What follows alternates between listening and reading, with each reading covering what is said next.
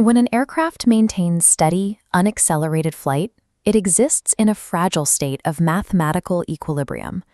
This diagram shows the specific balance required to keep a multi-ton machine aloft. Upward lift precisely equals downward weight, while forward engine thrust matches the rearward penalty of aerodynamic drag. Severe weather actively attacks this aerodynamic geometry. Supercooled moisture in the atmosphere adheres to the airframe, corrupting the lifting surfaces by altering their specific shape. Violent vertical gusts manipulate the angle of incoming wind, forcing the wings to generate stress loads that can exceed the structural limits of the metal. Invisible wind shear traps drain the aircraft's kinetic energy faster than the engines can physically replace it. Surviving these hazards requires viewing the atmosphere as a dense, reactive fluid that must be mathematically counteracted. Structural icing requires two absolute prerequisites: visible moisture and an airframe temperature at or below freezing.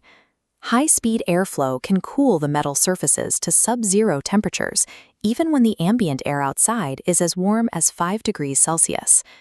The true threat occurs when this freezing metal encounters supercooled water drops, liquid droplets that remain suspended in an unstable state despite existing well below the freezing point of water. These droplets are in such an unstable state that they violently crystallize the instant they strike a sub-zero surface.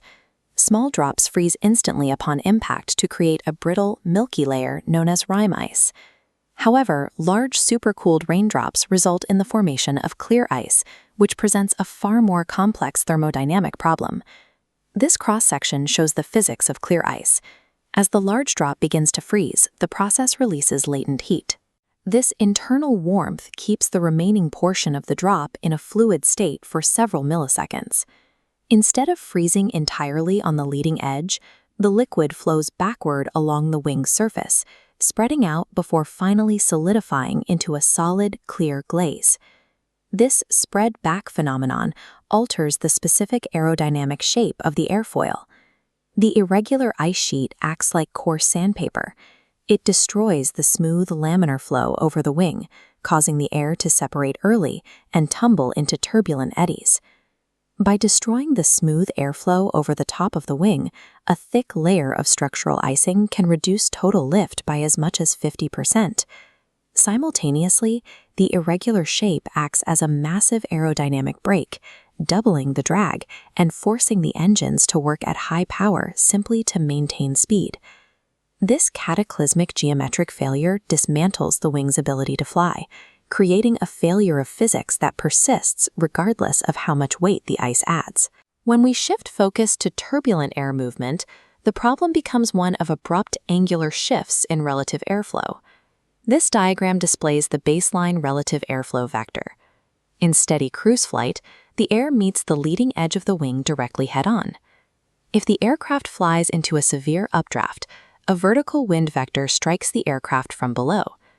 The combination of forward speed and the rising air creates a new, steeply angled resultant wind vector. Even without pilot input, this new upward airflow instantaneously spikes the wing's angle of attack. Increasing the angle of attack increases lift. When a severe gust spikes that angle in a fraction of a second, the wing generates a sudden, massive surge in lifting force.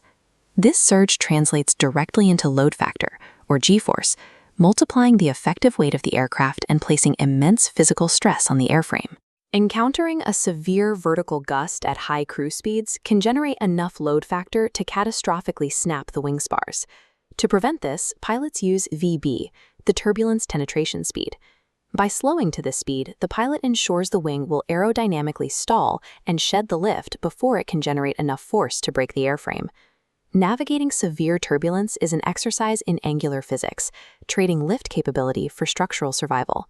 The ultimate kinetic threat in the lower atmosphere is the microburst, a localized but incredibly violent weather anomaly.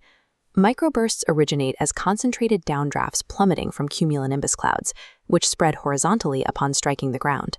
In this scenario, an aircraft establishes a standard 3-degree descent toward a runway, flying directly into the path of a microburst. In phase 1 of the trap, the aircraft hits the outward-flowing headwind on the microburst's edge. The aircraft's inertia maintains its ground speed, causing the sudden headwind to surge the airspeed and artificially increase performance. This false performance boost causes the aircraft to balloon high above the intended glide slope, prompting the pilot to reduce engine power. In Phase 2, the aircraft enters the central downdraft shaft, where air is falling at speeds up to 6,000 feet per minute. This massive downward force crushes the lift vector, shoving the entire plane violently toward the Earth. In Phase 3, the aircraft exits the center shaft and flies into the opposite side of the outflow. The massive headwind instantly shears into a massive tailwind. A transition from a 45-knot headwind into a 45-knot tailwind results in an instantaneous 90-knot total loss of airspeed. This kinetic energy drain can exceed the maximum thrust of the engines. Physical avoidance is the only survivable option. Weather dismantles flight through thermodynamic geometry changes, angular overstress, and kinetic traps. Clear ice removes the physical capability to generate lift by cementing a chaotic shape over the wing. Vertical gusts threaten to exceed structural load limits unless countered by precise airspeed management. Microbursts drain more kinetic energy than an engine can replace. Safe flight through these systems requires strict mathematical prediction, prioritizing calculated limits over human intuition. Operational safety requires total adherence to aerodynamic boundaries and phase change thermodynamics. The atmosphere acts as a relentless physical equation. A pilot's true job is to keep that equation balanced.